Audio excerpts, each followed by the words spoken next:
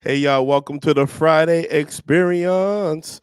My name is Pastor Lawrence Front. I will be your host for the day. Real quick, if you haven't already, please text LSMin to 24251 so that you can join our text group. Also, if you want to donate to the ministry, you can go to the website, www.lawrencesouffront.com/ministry, and you'll be able to donate there. Or you can cash at me, lawsuit, $lawsuit, and that'll be the cash out. Let me know where you're listening from, because I like to know where the ministry is spreading to, where it reaches, and all of that good jazz. So let me know where you are listening from. And I have a course that is available for purchase. We will, well, I guess for registration, really. The course is a live course. I'll be meeting with the brothers live starting on July 7th. It is called Restoring Masculinity. So if you know any men, whether it be your husband, your brother, it could be you who's watching, and you want to connect with other men who cares about being manly, a safe space for men to grow and network with other men, this course is the course for you. So go to the website, www.lawrencesouffront.com, and you will be able to click on a link. It's like the first link on the website. That way you can join the course and we can connect with other men. Tamara, it is good to see you listening from Orlando. I don't know why I keep thinking you're like in Georgia or something, but it's always good to see you. And I know that there's others listening. So today, hold on, let me get my phone. There we go. Whoop. Today is going to be a very interesting conversation, y'all. I'm going to need y'all to pray.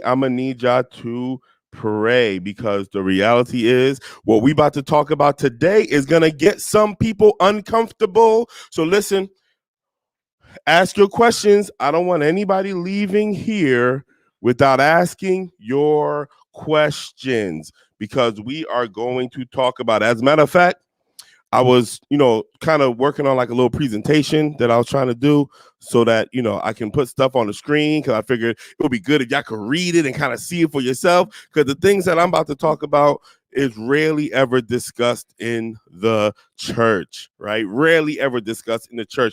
For those of you who don't know, I grew up Seventh-day Adventist. I'm not Seventh-day Adventist anymore, but I grew up Seventh-day Adventist. I was a minister in other churches. That's something I never really shared here. I played the piano and I played the organ. And so I would be in church on Sabbath, on Saturdays, and on Sundays. So I was always in church. I heard preaching from all groups and organizations, great preaching, terrible preaching. Me and the wife, we got some stories about some terrible preaching that we've heard back in our day. So I'm very familiar with church doctrine, church culture as a whole. And fornication is one of those things that is universally a no. It doesn't matter. What is this on my arm? It doesn't matter what denomination you're a part of. Doesn't matter what group you're a part of. Generally speaking, fornication is a no. And so really, I was talking to my boy Razé. Shout out to Razé. We were we were talking about just I went on a little rant, low key, on IG and on Facebook. If you saw my story, if you're friends with me and you saw my story, or if you follow me on IG and you saw my story, I went on a slight little rant. It wasn't crazy, but it was a slight little rant, because I was talking to my mans, and he was kind of being a little judgmental, a little legalistic. But I get why, because that's kind of the construct that is created in church. Well, in that little rant, I kind of was just dealing with like colonial Christianity, Western white Christianity. There's like a lens in which colonial Christianity has put on us that causes us to read the Bible a certain way. So much so that we will die on certain doctrines and dogmas that might not actually be in the scriptures. Now, man, I have done past Friday experiences about the scriptures and how much I love the scriptures, but we got to be led by the Spirit. That's very important. But I do want to say this. None of us have ever met the mark of idealism. Not a near one of us. Okay? Not a near one of us. All of us have fallen short from what the ideal has been and what the ideal is. And so you want to be careful.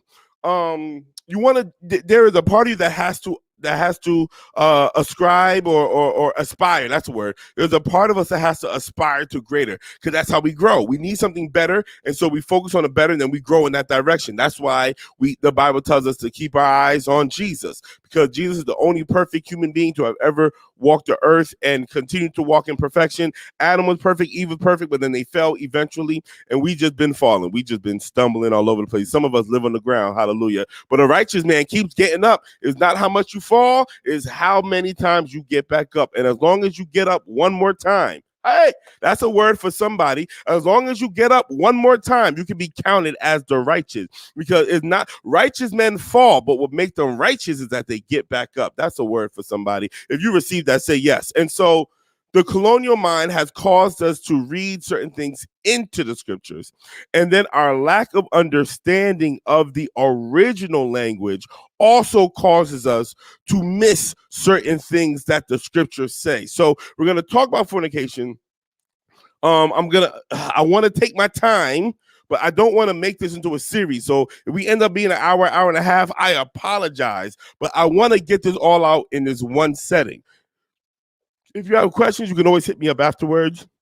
But I would love for you to ask the questions now, because some of your questions might be similar to other people's questions. My only request, and those of you who are watching this early, even if you're watching the replay, my only request is that you listen to everything before you make a decision about what I am saying. And I mean that with such a regard, because, I say some stuff here that challenges people. I think this might be one of the most challenging things, because it crosses so many denominational marks. All right. And so if you're cool with that, just say cool. So that way I know that you will at least listen to everything, because I want you to ask questions. I want you to understand exactly what I'm saying. So let's get this started, because there's no good place to start. I am going to start with, I really wish I could have finished this presentation. I'm going to start with what the word fornication means in English. All right. So I'm starting with what fornication means in English. Oh, real quick. If you haven't, share this now, because many people, as we can get in on this, the better this will be for all of us. So if you haven't already, share this now so that people can join and ask their questions. And I'll repeat myself if I need to repeat myself, but I don't want anybody to miss what is being discussed here. Okay, so let me deal with fornication in the English. So the English word for fornication means voluntary, right? Voluntary sexual intercourse between two unmarried persons, or two persons not married to each other, right? Okay, so fornication would be, premarital sex, or sex outside of marriage. And so if the two people are having sex and they're not together, according to the English, then that is in fact fornication, right? And so when we read that definition, and then we read the scriptures that say, flee from fornication, or another scripture that people like to say, it's better to marry than to burn, right? Is another one of them. Et cetera, et cetera, et cetera. All of these things where the scriptures warn us against fornication. What we do naturally, and what makes sense, is we apply the English definition to the word. And not only that, the churches condition us to then look at fornication from the English perspective. And so they preach this doctrine that says, do not have sex until you're married. Then when you're married, only have sex with your significant other. And I want to say this on the front end. I want to be clear. I don't want anybody to put words in my mouth. So I want there to be a record in case someone tries to take a little clip and do rants, because that can happen. I think it is wise and safe to wait until marriage to have sex. I think it is wise, and I think it is safe to not engage with a whole bunch of sexual partners. I believe that is wise and that is safe. Unfortunately, though, the scriptures was not talking specifically about sex outside of marriage. When you go back, okay, so I was doing some good, I do my research before I get on these rants, and maybe you guys can help me out, right? So I was trying to find the instances where the word fornication shows up. And what I realized is, number one, there's a lot of things that I'm realizing when it comes to the English versions of the scriptures. I realized that a lot of these doctrines that we come up with are pure King James. Like, we only see them in the King James. A lot of these doctrines, we only see them in the King James, right? Other versions aren't translating these words the exact same way. And those people who are, King James only, King James ride or die, they have a problem with that. They say they're trying to change the Bible, they're trying to change the scriptures, and they create this idea that the King James is the only way or the right way for the Bible to be translated. That's kind of the idea that people create. I'm sorry, guys. I got to be honest with you. The King James has never been the most accurate translation. It has never been the most accurate translation. And I'm sorry if this is a shock to you, but the King James was the authoritative version of the Bible. Authoritative, meaning, and it wasn't the only one, but the King James was authoritative in England, right? It was authoritative, meaning they said, the kingdom said, this is the scriptures that the whole kingdom is bound to. It was an agent of control. And to my understanding, because we about to go there. And to my understanding, my husband and I was just talking right now about this after we prayed. Look at God. See, you need to be here. You need to be here for this. And so this is important. And so while I do love the King James, there's a lot of stories about the King James. Okay, if you do your research on the King James, you're gonna hear a bunch of different stories. Are they all right? No, they're not all right. Clearly, some of it is fabricated, some of it is trying to prove a point, some of it is just anti-Bible, anti-Christian, whatever the case is. But some of it is definitely true. Case in point, the King James was written with the intent to be poetic. The language of the King James is designed to sound good. It was the King James version of the Bible is a work of art, literary art. Okay, look, I hope I didn't lose y'all because we still didn't get into fornication. It is literary art. It was designed to flow like a big poem. And so it wasn't necessarily meant to be the most accurate. Did you hear what I just said? It wasn't necessarily meant to be the most accurate. And so what we see in the King James wasn't even, the King James doesn't even strictly translate from the Greek and Hebrew. Now, no translation is strictly from the Greek and Hebrew. And I didn't mean to go into all this, but I kind of have to, because we're about to talk about some stuff that's going to shake some people's households. So I need to create a good foundation so y'all know I'm not tripping. None of the English versions are strictly from the Greek and Hebrew, but some of the English versions are more faithful to the Greek and Hebrew than others. I use the American Standard Version of the Bible because it tries its best to stay as faithful to the Greek and Hebrew as possible. The Old Testament was written in Hebrew. The New Testament was written in Greek, just to help you out. Old Testament, Hebrew and Aramaic. New Testament, Greek. All right.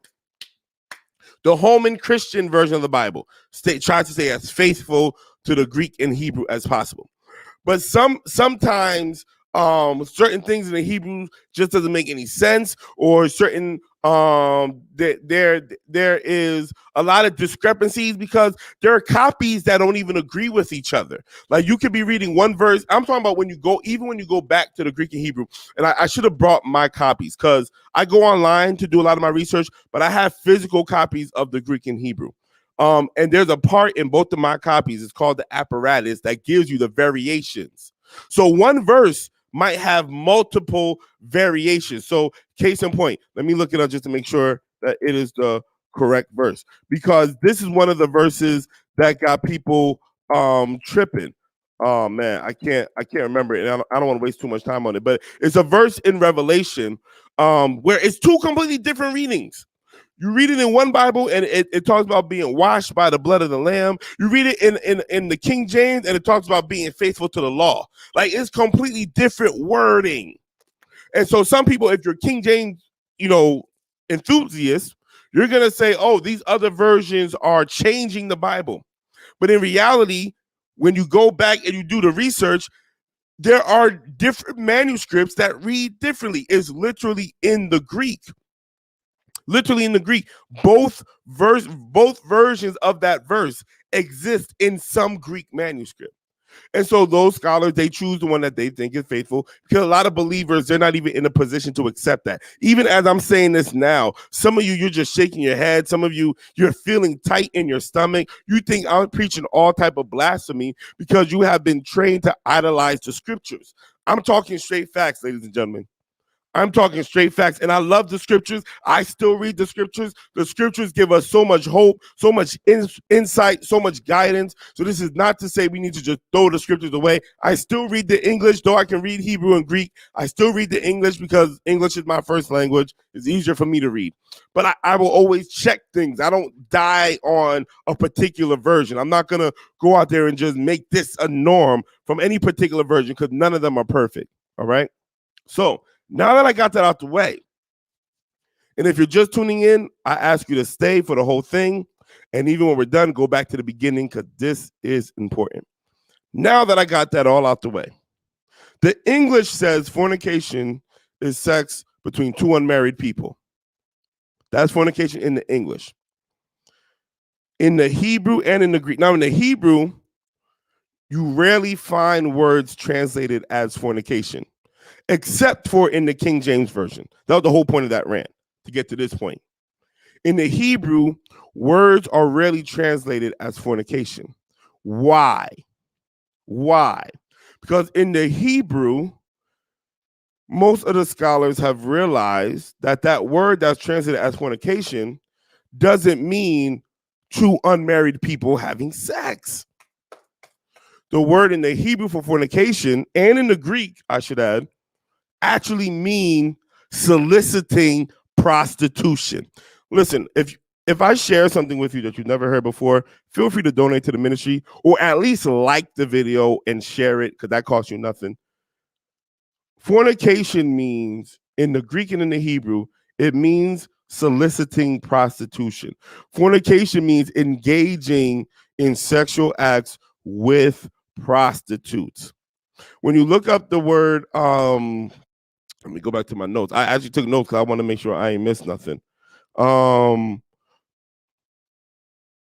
When you look up, it means harlotry, or dealing with prostitutes, and it also means idolatry. It means dealing with prostitutes, but it also means idolatry, because in the figurative, when you read in the Old Testament and it would say Israel played the harlot, that's the word for fornication. And so when the prophets would say Israel played the harlot, it wasn't talking about literal sex, obviously. It was talking about idolatry. When Israel would play the harlot, it would make other idols. It would worship other gods. It was going into idolatry. And so the word fornication dealt with either dealing with harlots, dealing with prostitutes, because a harlot is a prostitute, dealing with harlots, or dealing with idolatry. It was not concerned about if you was unmarried. The unmarried aspect of it, well, no, let me not say that.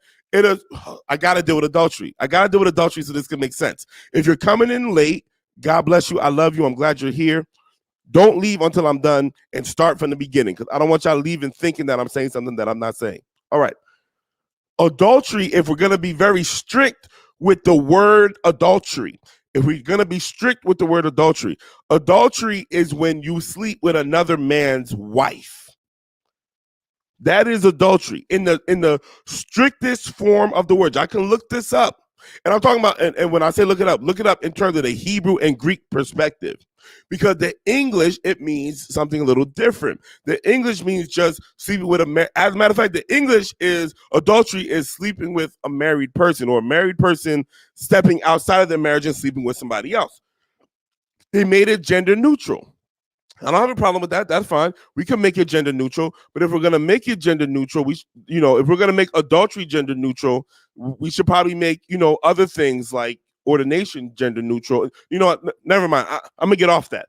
And so adultery in the strict sense is sleeping with another man's wife. So as a man, in those days, I'm talking about just purely in the Bible sense. As a married man, I could have sex with other women as long as they were not somebody else's wife. Am I saying that's okay? I'm not saying that. What I'm saying is the understanding at the time was, as long as I'm not dealing with somebody else's wife, I'm good. Now, Jesus came and switched it up just a little bit when he said, if a man looks at a woman, he's committed adultery. And many people have used that and clumped fornication in there. But adultery and fornication are not the same thing. So one person can look at, when Jesus says, if a man looks at another woman wanting sex, he's committed adultery. One can say that means that man is looking at another person's wife. Another person can say Jesus was broadening the understanding of adultery to mean that men should not be stepping out on their wives. At the end of the day, adultery deals with marriage. Fornication assumes that you're not married. If I didn't lose you, say I'm here. I just need to know that y'all hear me and that I'm not just talking to myself. I just need to know. Just hit the comments and say I'm here so I know that y'all hear me, right? Okay. So with fornication, it assumes two people weren't married, but it also assumed, well, in the Greek and Hebrew, the marriage part wasn't the focal point. It was the prostitution that was the focal point. So in colonialism, here we go. Now we're going there. All right, good. You guys are here. In colonialism, in the Western mind, whether it was practiced in Europe or whether they forced that practice on us, we can debate that. That's debatable. But the European concept was, if you had sex outside of marriage, you were playing the harlot. That was a European concept. Such a concept did not exist outside of Europe. And some of you may not know this, but Israel is not a European nation. The Hebrews were not European. They didn't live like how Europe lived. If anything, the Hebrews lived closer to Africans than they did Europeans. Europeans had their whole little lifestyle. Europeans was into all types of crazy stuff. And if you're white and you're watching this, that don't mean you're into crazy stuff, but your lineage got some stuff in it. That's just a fact. That is just a fact. Europe was doing some wild stuff. They put the concept that if you have sex outside of marriage, you're a whore. And if you pay attention, we still kind of believe, as a society, we still kind of believe that now. Because when women tend to be more sexually free, sexually positive, we call them hoes. Hoes is just lazy whore. But then, y'all know how we do. Black folk, I love black folk. Whore and hoe are two different words, right? They're not the same word for us. When we say hoe, we talking about some girl that's loose. When we say whore, we're talking about an actual prostitute. And for some people, hoe, men can be hoes too. Now, it's all this stuff. But all of this is not the mindset of the Hebrew. All of this is not the mindset that's coming from the scriptures. That's my point. The scriptures was assuming, I'm sorry, wrong word. The scriptures were trying to teach their congregants to stay away from prostitution. Now, why? Why would the script, look, y'all ain't asking no questions, so I'm asking my questions, right? Why would the scriptures say to stay away from prostitution? Because sex was extremely valuable to the Hebrews. Sex was not something that was supposed to be wasted on just anybody. Sex not being wasted on anybody doesn't mean that I have to be married, but it does mean that I have to be, or that I should be, committed. Y'all need to hear what I'm okay. This is why in the Old Testament, men would have wives, but they would also have concubines. Concubines, look, I've been trying to find the Christian equivalent to a concubine. Haven't found it yet. Because Christianity, Western Christianity, colonial Christianity, does not leave room for sexual relationships that aren't in the marriage bed.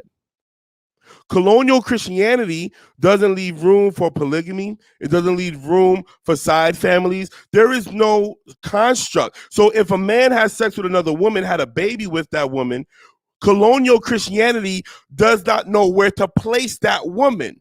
So colonial Christianity, we call her a baby mama. As a matter of fact, in the white church, they would just banish her forever. They had no respect for the value that she has. And that's being passed down. And so when you see all this baby mama drama, baby daddy drama, that was put on us. And if we were still in Africa, that woman would, if she was not one of our wives, she would still be our responsibility. Without question, because not only did we have sex with her, but we had a baby with her. She has honor in the family structure, period. It was white Christianity that convinced us that if you don't stand in front of a priest, and here's the other thing, even marriage, I'm going there. We're going to talk about it, whether y'all ask questions or not, we're going to talk about it. White Christianity created the wedding ceremony, the marriage that we live by today. I'll tell you how you can even know that. When those of us who are of African descent in the diaspora, those of us who are descendants, our ancestors were slaves, right? Slaves were getting married. Some plantation owners would allow a priest or a pastor to come and marry them. Most of them would not. So what the slaves would do is they would marry each other based off of the commitment they made to each other and the commitment they made before God. And so they didn't need another priest or another person to tell you, that's my wife, that's my husband. They made the decision, and when they went out into the community, they'll let everybody know, that's my wife, that's my husband. They didn't need the confirmation or validation of anybody else. If they are married and before God they make their vows, then they're married. Even the vows, even the wedding vows that we go by, that ain't scripture. That ain't scripture. Through sickness, through health, through richer or poorer, forsaking all others, till death do us part. Is it built on some scriptural concepts? Sure. I want to be fair. Sure.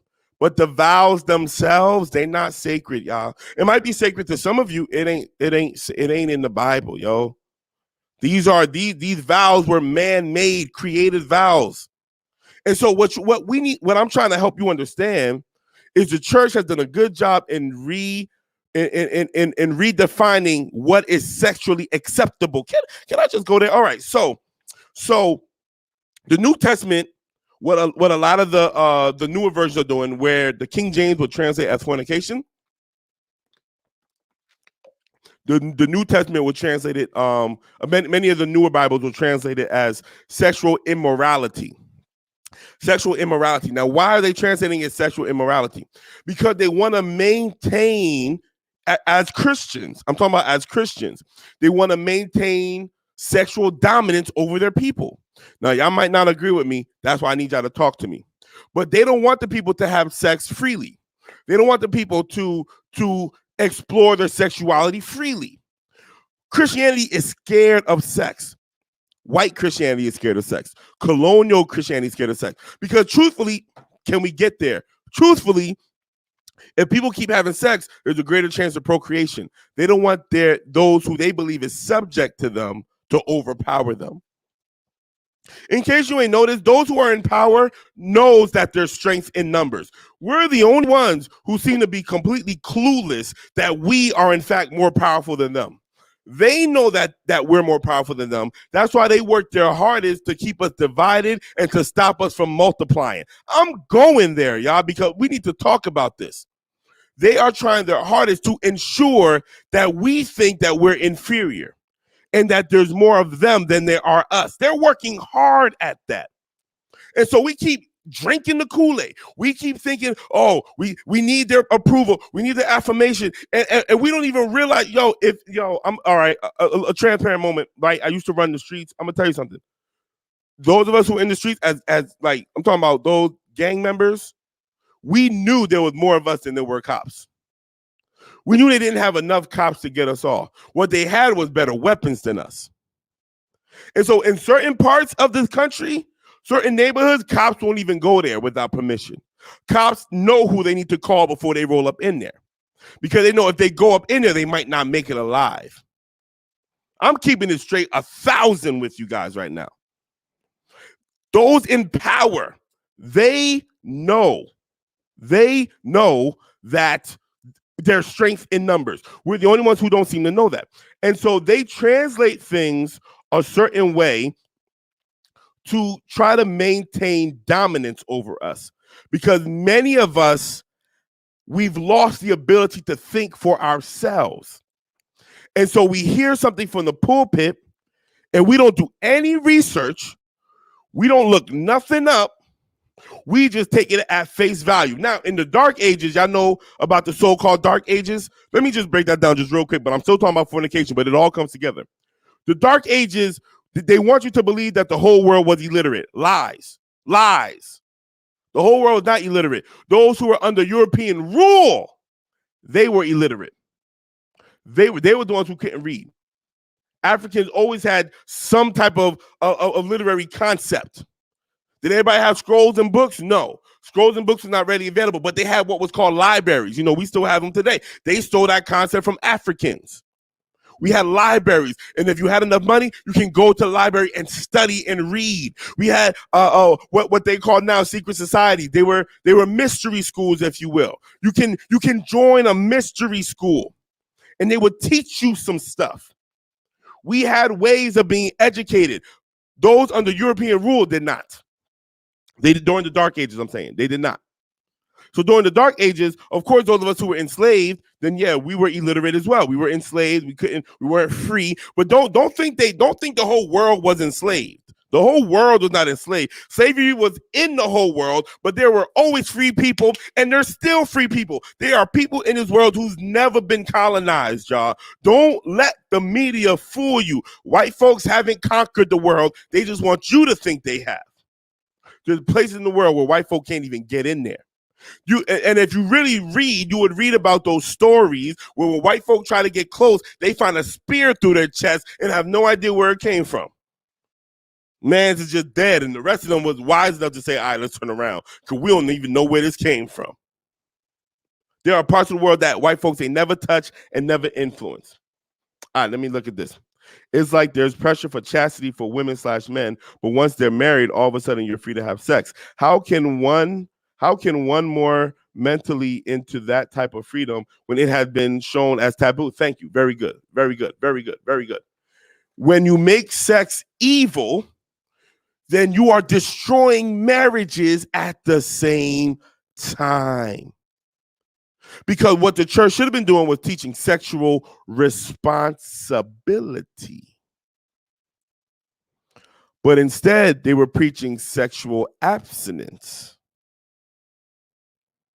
And so now you have this pressure to go against what's natural to you. Let me tell you something else the church did. The church made everything natural lustful. Can we look? I'm gonna talk about it, y'all. Look, if y'all ready to cancel me, today's the day. Today's the day that my following either grows or it significantly decreases. Today is the day I'm going in today. So the church wants to convince you that everything that is natural is sinful/lustful. This is why so many of you have a hard time going after your dreams. This is why some of you'll have a vision, you'll have a dream, you'll have a desire, something that you believe God is putting inside of you, but you're always looking for confirmation because the church convinced you that whatever you want, it must be wrong. And so you go against yourself and wondering why you're depressed. You're depressed because you're working against yourself. How could you possibly be full of joy? How could you possibly be full of love and peace if you're constantly fighting against yourself? Y'all need to hear what I'm talking about. Everything natural ain't bad and everything natural ain't good. And so what we need to do is we need to weigh it out. We need to observe what's going on. We're supposed to be exploring ourselves and discovering things for ourselves. So when we reach around the age 13, 14, listen, my son, he's turning 12. I wonder if he can hear me. I don't know if the wife got me on the TV, but he's turning 12.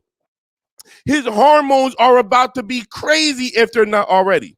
And they're not, because I watch him and he's so, my son is so green and I love it. I want him to be as innocent as possible. But I know at some point his hormones are going to go raging. When his hormones goes raging, he's going to have desires. He's going to have urges. I already know that he likes girls. And so at some point he's going to want to touch them. He's going to want to get close to them. He's going to want to smell them. And even when he touches certain things, he's going to find himself getting a little excited. You know what I mean? His penis going to get all erect, and he's a Haitian, so you know he blessed and hung over. Hallelujah. he got some good genetics in him. Son, I did not disappoint you. I promise you that.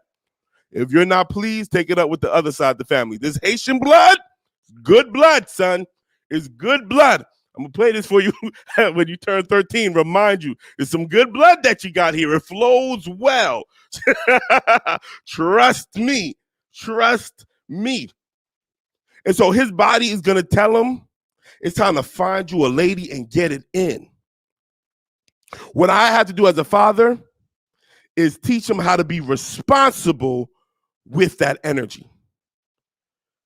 Teach him to not suppress it. Teach him how to explore it safely. Teach him about consent, right?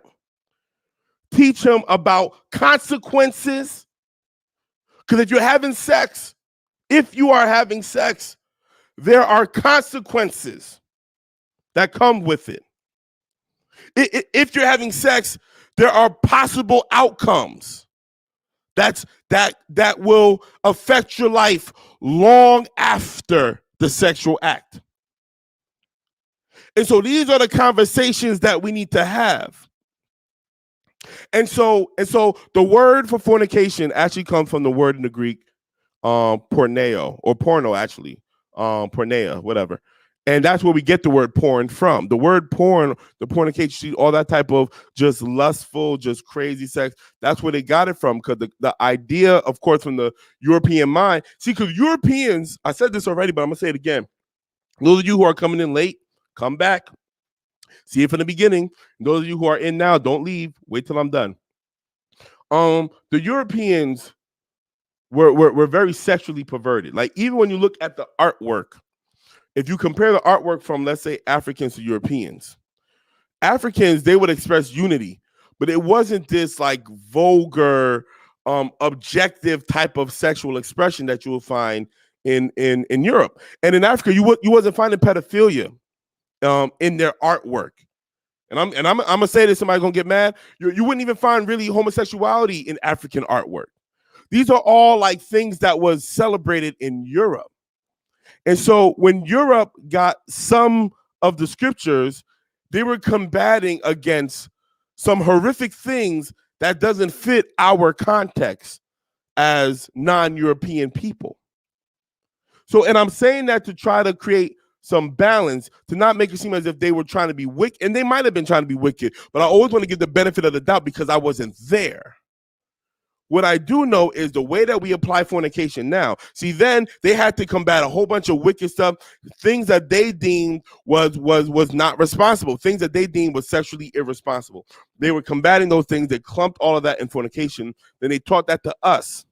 And so now when we're in a committed relationship and we love this person and we're ready to share ourselves with this person, not for a lifetime, but for a moment, in an act of love, in an act of genuine intimacy, the church has convinced you that you're in sin. Though if you were to pay attention, you would have never thought that was sin had it not been preached from the pulpit. Can we go completely honest? Some of you hear from the pulpit and you're still not convicted within your spirit that you're wrong. When you get close to that person, it feels just so right. And you've been praying about it. You've been fasting about it. And it's like you just can't seem to find the conviction that this is something you shouldn't be doing. Probably because it's not as bad as the church made it seem. Same thing that the church did with shacking up. Oh, you shouldn't be shacking up. And when the youth was like, well, why can't I live with someone that I'm together with? And number one line, because you'll be tempted to have sex. See, everything was sex negative in the church. everything was sex negative in the church.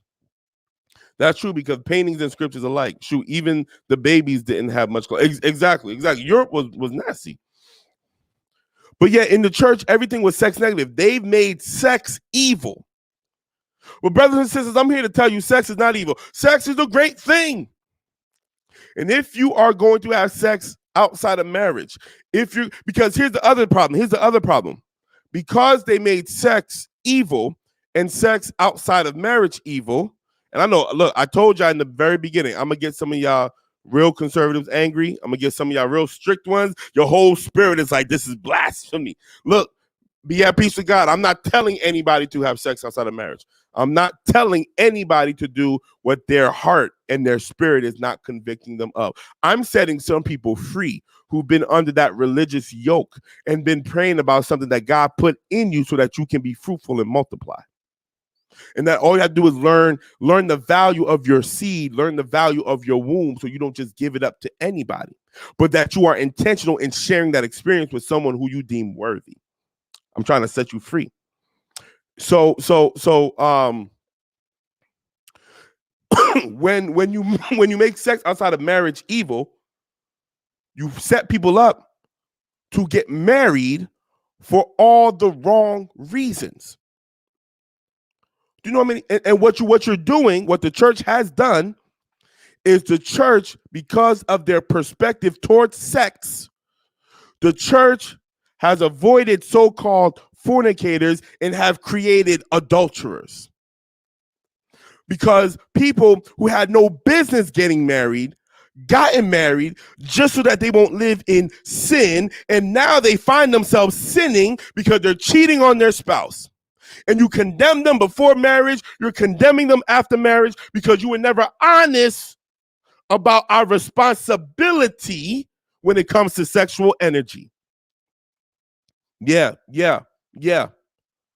I'm there. And so you had sex, you got pregnant, you got the girl pregnant, and they say you got to make this right, and you need to marry her. Because in the European construct of family, marriage is the only way you can be obligated to take care of her.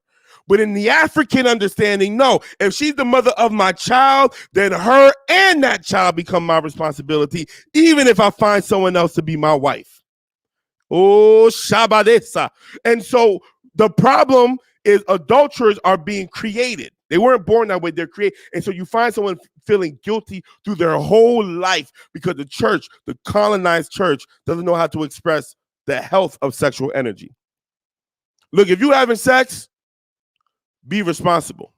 Consider what happens when you have sex. So what happens when you have sex? Let's talk about it before I end this live. And look, y'all can ask these questions. I'm going in because I have to get it out. But I need y'all comments. I need y'all questions because I'm going to keep going in. And I'm going to wrap up. And y'all going to be mad at me, right? But what happens when you have sex? Sex is one of the few acts that involve the entire body. When I say the entire body, I should say the entire being. Sex is one of the few acts that involves the entire being, mind, body, and spirit. When you have sex with someone, you're sharing all of you with them. Your mind is involved, your body is involved, your spirit is involved. That's what happens when you have sex with somebody. And so the act of sex is so powerful. It's designed to create life. Life, not just in the form of a baby, but life even in the form of a connection. Can I set some people free? Some of you, your marriage is struggling because your sex is bad. Doop, doop, doop. Your sex is bad. You're having bad sex. And therefore, there's no life in your marriage because one of the things designed to give your marriage life is failing. Yeah, I said it. Some of the wives, you think sex is a luxury. No, it's a necessity for your marriage. It's something that your marriage needs in some form. Yeah. And so sex involves your entire being. So prostitution is a problem because when you're dealing with a prostitute, you're not dealing with her for the sake of love. You're dealing with her simply for the physical pleasure.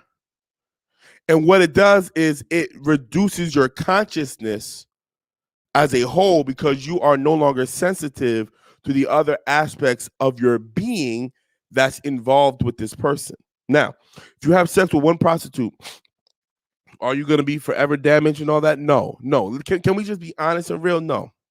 But those who engage in the escort life, now I'm too cheap to pay for it. I used to get it for free.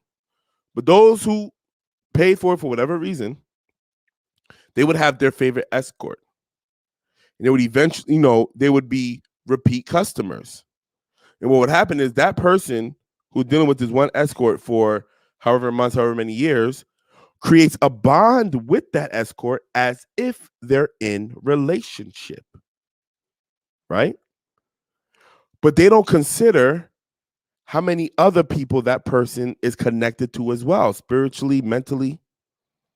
And so in order for a sex worker to be a sex worker, most of them, if you talk to sex workers, and this is no offense to sex workers, look, you do what you got to do to survive. I'm not your judge. I'm not your judge. I believe there's a better way. I believe there's another way, but I'm not your judge. I pray for you. And I pray that whatever God has to do, if you're satisfied, then go ahead and be satisfied. But if you're trying to get out, I pray that the Lord will release a solution your way so that you don't have to sell your body if that is not your desire.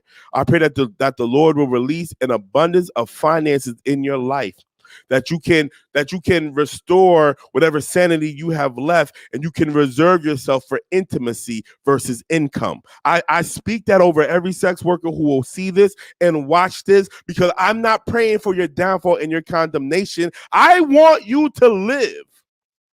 I want you to live. And so if you're looking for a way out by God's grace, because every sex worker isn't choosing it, some of these sex workers, they've been kidnapped. Can we talk about it? I hope it ain't too real. I hope y'all not ready to check out. Can we talk about it? Some of these sex workers, they've been kidnapped. They're not choosing it. They got a pimp that's abusing them. And we have to find a way to set them free. But trust and believe, sex work is the oldest industry on earth. There is no industry that has lasted longer than prostitution. This is a fact. And so somebody gonna keep choosing it. And somebody, listen, oh man, if you go back and you read your Bible, you'll see that Israel couldn't even continue as a lineage had it not been for sex work. Yeah, I'm gonna let y'all find that. I'm trying to put this in my instant holder and it ain't working. Okay, and so when you're dealing with prostitution, what you're doing is you are reducing your consciousness, meaning in order to effectively connect with so many people, you have to put limits on your connection to them. You can't effectively, so even players, so-called players, right? For them to sleep with multiple women, there's a part of them that has to remain disconnected from all of them. But in reality, to have sex, they have to utilize their entire body. And so what happens is they're not actually creating distance. What they're doing is they're creating a disconnect from their consciousness to the connections that they're actually creating. Can I be transparent? This is a safe space to be transparent. I'm going to be transparent. I want y'all to see how real this is. And so that y'all don't think that I'm just some guy. I mean, well, most of y'all who know me, if you've been following me, you know I'm as real as it get. If this is new, if this is your first time, hey, this is me. So I was out there doing my thing when I got with Abby and I started liking her. I started opening my heart more. When I started opening my heart, I started having feelings for the women that I had sex with even years ago. And I never understood, like, why am I feeling for these other women? The moment I decide to be committed to one person is the moment I start having feelings for multiple people. It never made sense to me. And the church ain't had nothing for me. But the Spirit told me, and then it was verified through more research, that those connections have always been there. I've just been ignoring them. I've been ignoring them so I wouldn't go crazy, having bonds with people who were no good for me, having bonds with people who I really didn't love, having bonds with people who didn't really love me. So those connections were suppressed in order to maintain that type of lifestyle. So this is why so many of you brothers, can I talk to you brothers? This is why so many of you find yourself, the more committed you try to get to your woman, the more you find yourself being attracted to your exes, the more you're getting flashbacks. It's not the enemy. It's not the devil. You give the devil too much credit. It's how you were wired. And no one taught you that you were wired that way. And so you think you're having cold feet. You're not having cold feet. You've never disconnected yourself from these people. Because you can't break something you don't know exists. See, we be doing these general prayers. No, we need to call things out specifically. So that's how I got over my exes. That's how I got over that attraction. The Lord had to teach me how to break those bonds. And so I do believe that souls can get tied. I don't believe those ties are for eternal. Because whatever you bind on earth is bound in heaven. Whatever you loose on earth is loose in heaven. We have the freedom to break chains. And so we can break free from every connection we've created in the past. You don't have to be a slave to this person forever, spiritually and emotionally and mentally. You can break those bonds. It's a process. It takes some time, because even if you break them spiritually, you still haven't broken them mentally. The way that we form habits, if you've done something for more than 21 days, and some will say 63 days, if you've been in any relationship for a significant amount of time, you've created habits in your mind that have to be broken. And it's up to you to be intentional in breaking those habits. Don't give the enemy no glory. The queen says, many have been kidnapped, and all the church has to say about it is, just stop or you're going to hell. Nah, that ain't gonna work. That's a whole fact. That's a whole fact, babe. Like, we're talking about people kidnapped, and you just telling them to stop. You don't even have a program ready to set these people free. And I'm not talking about every church. I want to acknowledge those churches that have been doing great work in trying to free and help sex workers who are not choosing that life. I appreciate your ministry. So I ain't talking about you, but can we keep it 1,000? All of you watching on my live right now, all of you watching on my live, does your church have a protocol to help enslaved sex workers be free? Because sex work is another form of slavery. Is there a protocol? Do you have the means to protect that woman from her pimp? Being honest. For many of these so-called churches, they're not even thinking about that. Same thing goes with drug dealers. You tell drug dealers to just stop selling. You don't even consider that man is in debt to somebody. You think they could just stop? The man who he's in debt with is going to take his life. You need a better solution. There needs to be some practicality. And don't tell me you ain't got no solutions if you claim to serve an almighty God, a God who sees the beginning from the end, a God who cannot fail, and you can't come up with a solution for the situation, then you ain't got no power. And stop claiming to be a believer. You're a fraud. You're a social club. Because if you're connected to him, he'll give you a strategy. It may not come overnight, but one of these nights, he's going to give it to somebody in their dream. I found a way. There's going to be a way out. There is no bondage on earth that God can't set you free from. That's how good of a God he is. I believe that with everything, and I believe that for everybody, but it's up to you to believe. All right, so getting back to the fornication. When you have sex, you're joining with that person's whole body. So there's a verse that says, don't allow your seed to touch the ground. Me and my boy Ed was talking about that. Don't allow your seed to touch the ground. And so they use that verse to speak against masturbation. Now, going back. Remember what adultery is, right? Adultery is a man having sex with a man having sex with another man's wife. That's adultery, right? Well, women don't have seed that can spill. And so if you're going to talk about that verse specifically, then the only ones who was obliged to not masturbate was men. I mean, women were free to indulge in self-pleasure as long and as much as they wanted to, if we're going to be, very literal. The point of that verse was not to tell you to not masturbate. The point of that verse was to express the value of the seed. And that's what I mean by the colonial lens. The colonial lens interpreted that verse for you. Because I'm going to tell you something. It's better to masturbate than to cheat. It's better to masturbate than to rape somebody. It's better to masturbate than to indulge in prostitution. Masturbation is a viable solution in releasing some of that sexual energy. Because when you masturbate, you're not connecting any new bonds with anybody else but yourself. Does masturbation have its limits? Absolutely. A lot of men have been suffering, a lot of young men have been suffering from ED, erectile dysfunction, because of excessive masturbation. This is scientific fact. Because masturbation does not teach you how to control your sexual energy. All masturbation does is release your sexual energy. So what I'm a supporter of is learning how to control it, learning how to breathe through it. And I give all that in my course, Restoring Masculinity. So I'm not going to give it all to y'all now. I give y'all enough free content. But in my course, I teach you how to control your sexual energy to the point where a man can orgasm without ejaculating. And so if a man can orgasm without ejaculating, that means that he'll never spill his seed except for when he wants to. Yes, men, it is possible. It is possible. You got to understand how valuable your seed is. When you're about to ejaculate, when you're about to release that, your entire body pulls energy from everywhere. And that your seed is accompanied with all the life force you have available at the moment. That's why you're so exhausted at the end. That's why there's a hormone released in men. I'm giving y'all way too much free stuff. It's all in the course. Y'all going to hear it again. That's why there's a hormone released that makes a man go flaccid. Because if a man continues to ejaculate, he keeps releasing that life force, he could probably kill himself. But through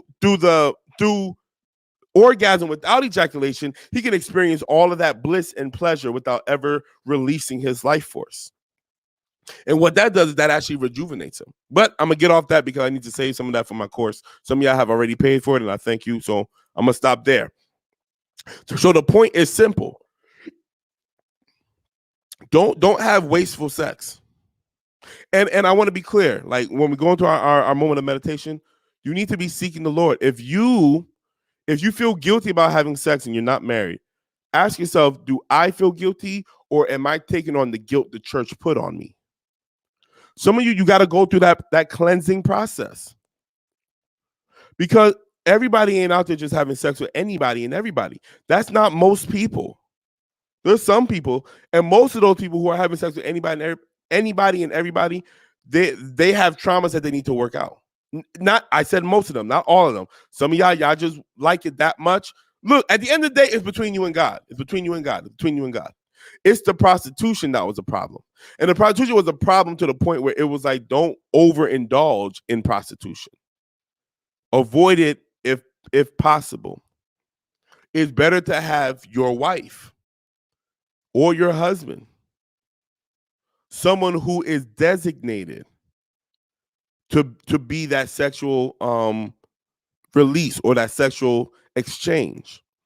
And before the New Testament, the Old Testament, they had the concubines. Concubines, generally speaking, did not have children.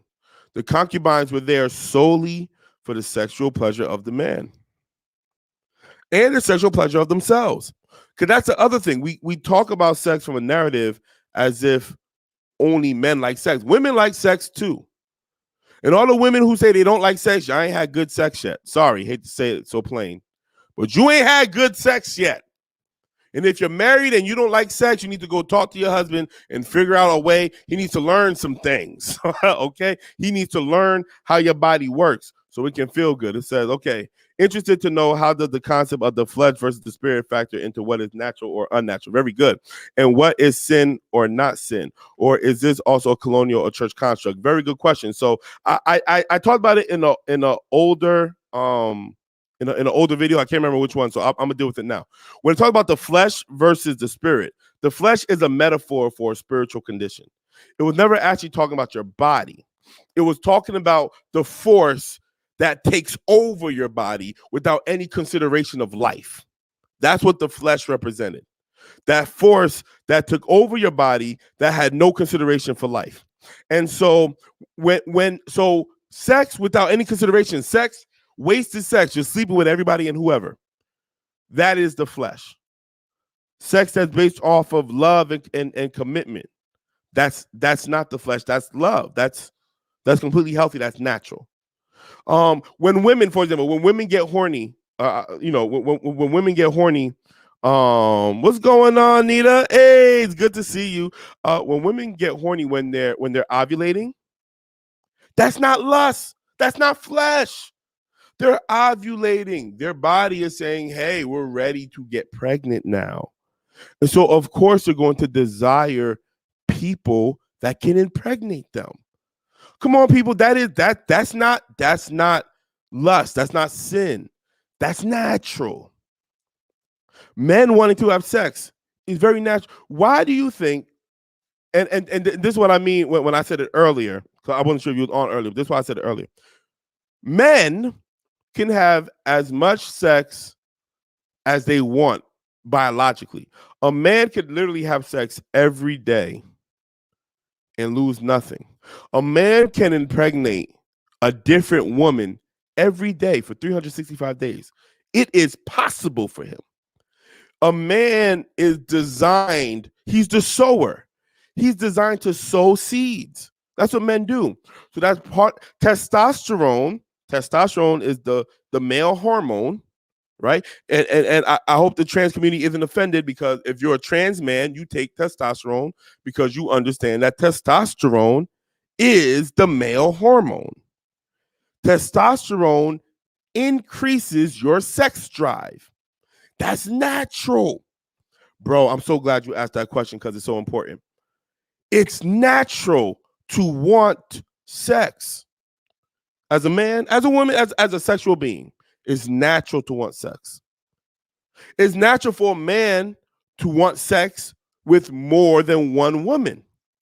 A lot of women, I can't understand this, and I'm not going to say it too long because, this is good conversation for just men. But men, because we have the ability to impregnate multiple women, we have an innate natural attraction to multiple women. Our problem is Western society has taught us to convert all that attraction into sexual energy. And we have to learn that every attraction doesn't have to be sexual. So that is where we learn restraint, not suppression, but restraint. We learn control. We learn how to control ourselves. Women, once you're pregnant, you can't get pregnant again by another man. You'll be holding that man's seed. You can't get pregnant again until you release that seed, one way or the other. So when you consider that, there is a certain level of loyalty, biological loyalty. And I know I'm about to get all the feminists mad, but I don't care because they ain't saying that right now. There's a certain level of biological loyalty that women have because that seed is in them. They have to literally get rid of that seed in order to be able to entertain another man's seed. While a man can sow his seed as often as he wants with multiple women without any biological repercussions to himself. Biological. Now, spiritual, mental, all that, oh yeah, that's going to affect him. A man getting 365 women pregnant in a year, oh, his brain is messed up. Trust me, his mind is going crazy. His spirit is just, there's something going on there. So don't ever think that. So I'm not saying that men should do what's biologically possible. So now we're dealing with the flesh versus the spirit. The flesh is a metaphor for that man who never considers what his actions, the result of his actions, and how having sex and impregnating 365 women will not be the best for his life or the life of the women or the life of the children or even the society at large. If he's completely turned off to that, then he's operating from the flesh. That's where it's no longer natural, but sinful. This is why gluttony is sin. Overeating. Come on, let me go down the street. Gluttony is considered sin. Why? Because you're eating beyond the necessity of sustaining life. Yeah, it tastes good, but there should be some restraint. You shouldn't be eating till you throw up. And you shouldn't be eating until your hypertension and like your food should not be killing you. I'll make it plain. That's the flesh. That's the flesh. And so that's where the difference is. Anita said, I feel like women who are extremely comfortable in their sensuality often get punished and judged by the very same men who desire them. That's a fact. Anita, please watch this from the beginning because I definitely touched on that. But that is an absolute fact. Men are demonizing women for being comfortable because the men who demonize women for being comfortable, these are the men who want to control women. They don't want to experience women. Because I promise you, and I was just talking to my mans. I was talking to my homegirl. Anything that gets my wife ready for my return, listen, so I can split the clouds. Come on, somebody. And the trumpets can sound. Anything that get my wife excited, I celebrate. Listen. I want her to be excited because I want to experience her. I want to enjoy her. I don't want to control her. I want to enjoy her. See what I'm saying? And so, yeah. And a lot of these pastors, priests, elders, deacons, whatever, all the men leadership in the church, they out here wilding because they never learn how to control their sexual energy. And so they're being very irresponsible with it because there's no room to fully talk about it. That's why I'm talking about it. That's why I have been talking about it for the last hour. Or as they say, absolutely, lack of control or restraint in any area of life can lead to destruction or of self and others. There it is. Therefore, it is sinful. That is the general principle, Razé. That is the general principle. And so we can apply it in so many things. God gives us the power to get wealth. Absolutely. But if we are getting wealth and losing our family and losing our social life and losing our health and losing our mind, then we're getting excessive wealth. We've gone too far. We've stepped beyond a realm. And so now it's greed. It's become greed now. See what I'm saying? When you cross that line, every sin is excessive. That's what makes it sin. Excessive on both sides. You don't want to live in the realm of the extremes. And so, yeah, man, I talked for an hour. I done shook some of y'all conservatives up. Y'all might not be saying nothing now. I know I'm going to get some texts and some phone calls. Fornication, the English version of fornication, that is not what the scriptures are saying. The scriptures identifies fornication as something completely different. If you didn't catch it from the beginning, or I broke it down, I want you to catch it from the beginning. I want you guys to breathe. I want all of you to know that sex is beautiful. Sex is a gift from God. You don't got to be embarrassed. You don't got to be ashamed about loving sex. Sex is a good thing. If you're going to have sex outside of marriage, consider the consequences. Consider the possibilities. If you're not ready to start a family in terms of having children, you probably shouldn't have sex outside of marriage. Or sex before marriage. If you're dealing with a person and you guys aren't exclusive, there's always a possibility of someone catching an STD. Even if you wear condoms don't protect you from everything. And so you want to be very careful. No, Mom, I said it exactly what I said. For married people, you got to catch it from the beginning, Mom. Got to catch it from the beginning. And this might shake you up. You're going to call me. I know my mom watches this from the beginning. She's going to call me like, oh, let's talk more about it. Yeah, watch it from the beginning so that you can catch, the definitions that I gave. Yeah, if you don't want an STD, then, do things that are responsible. It requires a lot of trust. Sex always required trust. That's why, these one-night stands and stuff, that's reckless. That's reckless. You don't know this person well enough to trust them. You're in a very vulnerable position when you're having sex. And so you don't want to waste it. You don't want to just have sex with anybody. You don't want to do that. That's not wise. You put yourself in danger. And like I said, masturbation being a fair escape, a vital escape. But if you're chronically masturbating, I got to deal with that too, because there are some chronic masturbators out there. And this is not to shame you, but if you're chronically masturbating, there's a possibility that you're using the ecstasy of an orgasm as a distraction from some pain and trauma you need to be exploring. Just like, someone who comfort eats or stress eats, where the pleasure of food is a distraction from what's going on in their mental. And so you want to consider that you might be running from something. You might want to consider that. And I always recommend therapy, meditation, yoga. Anita does yoga in the morning online, so you can join her. There are things that you want to do. You don't want to use a beautiful gift like sexual energy as a distraction from your healing. Because sexual energy is very, very healing. Have you touched on manifesting during sex, masturbation yet? I'm not going to do that in this live because, look, we already in for an hour. I dealt with it in the past, though. It wasn't in the Friday experience, but I dealt with it on a live on my personal page. I have to find that. And I might have to put it in the Friday experience group. And I was working on a presentation, y'all, that had all the words and stuff like that. I'm going to finish it and probably create like a PDF that I can share with you guys so that y'all can have it. Because this isn't all the definition that I gave for fornication, all that. I'm not making this stuff up. This is this just what it is, and it's just not taught in the church, and so people miss it. Yeah, no problem, sis. And people just because you're not taught it, you don't know. Like, you know what I mean? You don't know that that's what the word means. So you use it out of context. It's not your fault. Look, everybody who's listening to this live, you didn't know what fornication was. You thought you knew. I came to give some education. That doesn't mean, and I want to be clear because I know how people like to take clips. That doesn't mean that you should just be going out having sex with whoever. We are led by the Spirit of God. And so you need to go into that closet and talk to the Most High for yourself. And if your spirit is at peace, then go in peace. I'm not here to disrupt that. I'm not here to disrupt that. The Lord has to do what he has to do.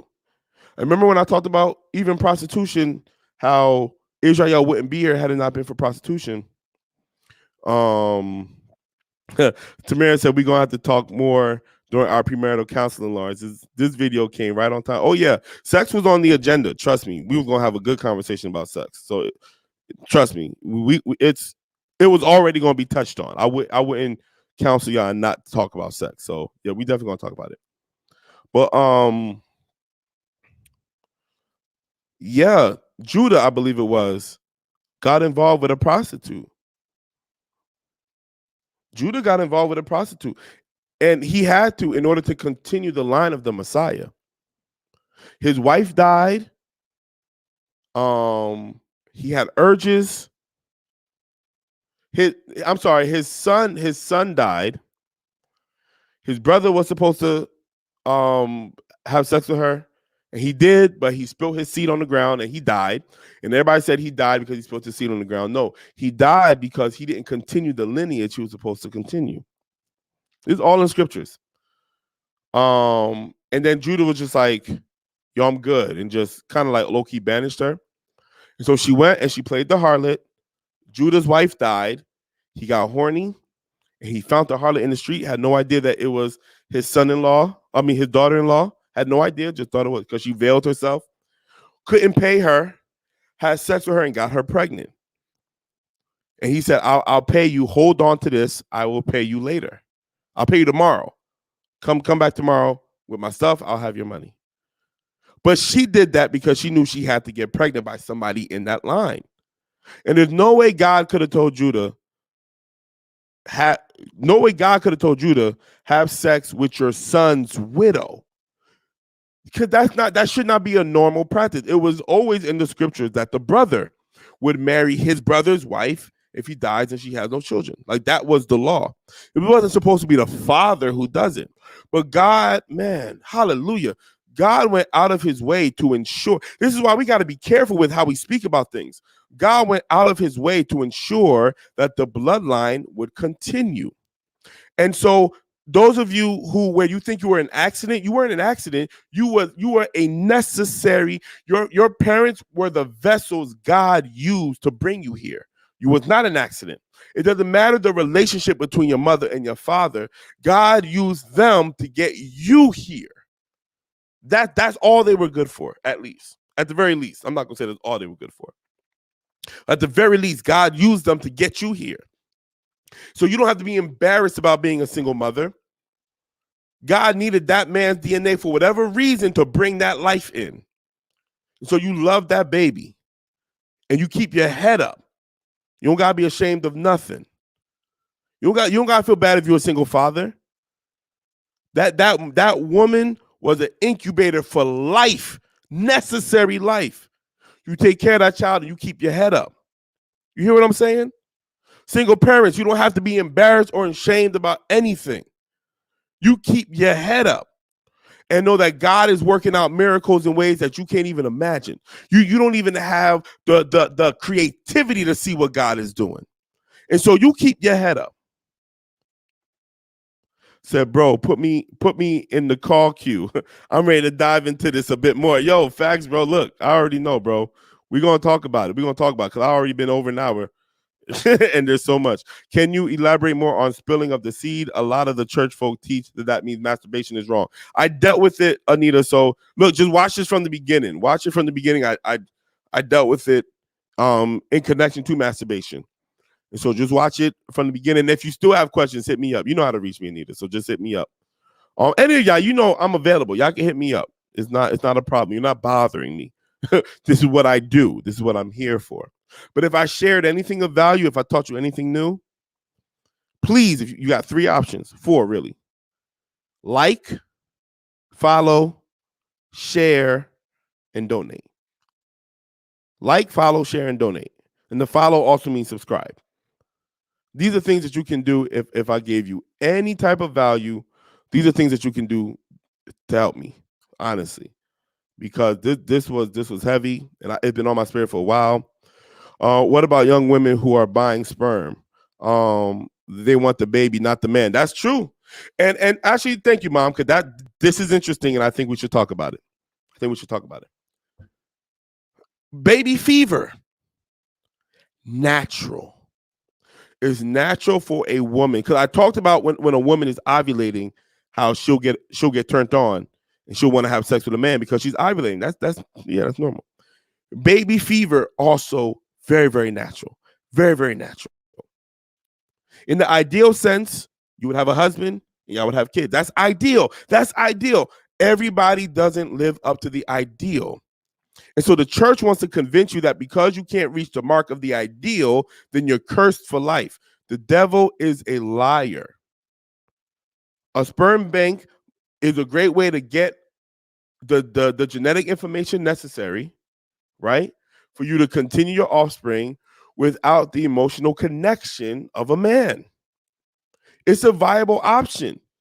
Is it the best option? I don't think rarely will you find somebody who say that's the best option. Most people, if they say, I want to go to a sperm bank, there is some trauma that they had from past relationships or some trauma that they had from their parents. Their daddy was messed up, whatever the case is. That's not natural. That's not normal. But it doesn't mean that it's wrong. It doesn't mean you can't choose it. So we shouldn't make people feel guilty. If you've been having bad relationships after bad relationships, but as a woman, you know that you only have so much time where you can give birth, and you even know that you only have so much time to be in a healthy range, where you know that biological clock is ticking, and you want a child, a sperm bank. Praise God that they exist. Praise God that they exist. The church might not be able to stay up with the times, but at least you can have your offspring. Now, being a single parent is very hard. So if you choose that route to go to a sperm bank and have a child, don't get mad at God when you feel alone in raising the child, because once again, idealistically speaking, there should be 2 parents in the household. But here's a fun fact. Even with 2 parents in the household, it's hard to raise a child. It's just a different type of hard. That's all. It's a different type of hard. And I know all the people who are talking about, what about the child? Me and my homegirls having a conversation about that. What about the child? You're subjecting the child to being raised in a single family home. The child will be all right. I'm going to say it plain. The child will be all right. The child might go through some hardship, absolutely. But the child will be all right. The adopted children go through hardship. Figure out why their parents don't want me and all that stuff. They got to go. That's a process they have to go through. But they can get over it. They really can.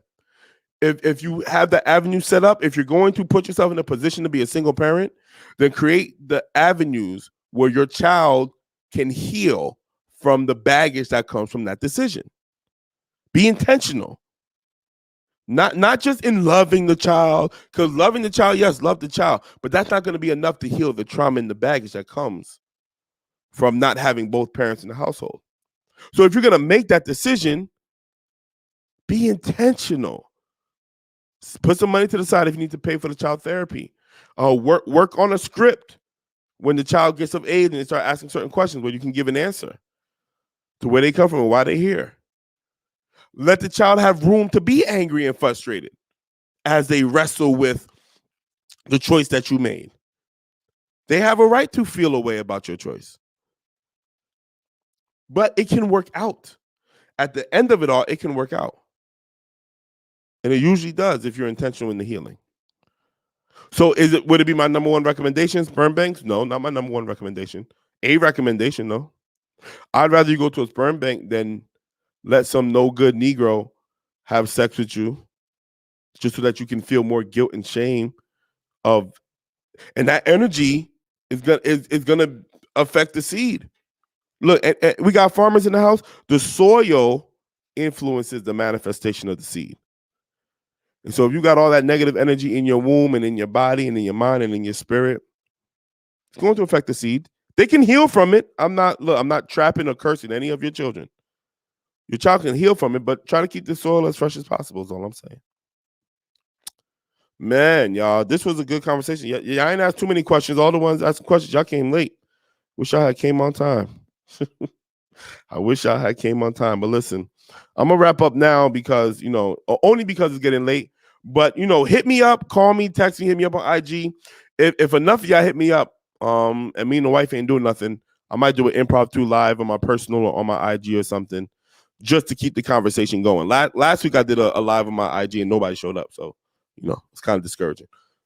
But if enough of y'all is really trying to hear this, I might go live on my IG again and we could keep the conversation going. I'll invite you up on the live so you can ask questions, have that dialogue versus typing, whatever. It's up to y'all. But I'm going to wrap up here. I want y'all, to pray and meditate, breathe.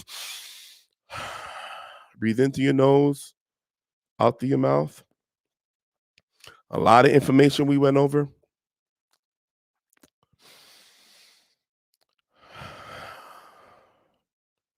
There might be some guilt that you need healing from. There might be some shame that you need healing from. Any of you who dived into prostitution, where sin abounds, grace much more abounds. Any of you who've been beating yourself up for having sex before marriage, where sin abounds, grace much more abounds. But you probably weren't sinning. If you were in love, you was having sex, the relationship ended, that happens. That happens. That's a part of life. Is it everybody's story? No, but it's more people's story than you think. God is not going to curse you for that. You don't have to wear a scarlet letter for that. You might have to release some of that guilt and pain. Our society is real big on body counts.